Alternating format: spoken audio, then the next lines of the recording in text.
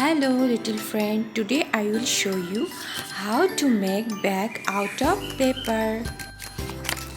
You can see here I have cut out an orange round paper. Okay, you can see that I have fold two corner. Okay, stay with the video till the end, friend.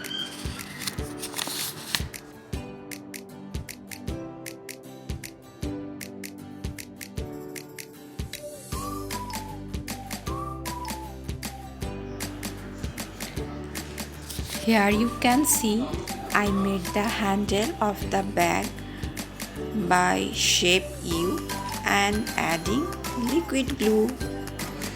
Okay, I am now stick the handle on the bag with liquid glue. So nicely, okay. I am now decorate the bag with washi tape.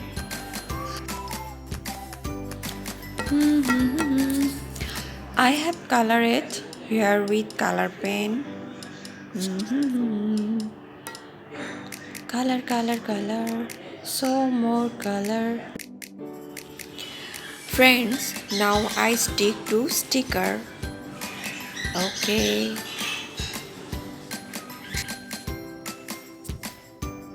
Paperwork are ready.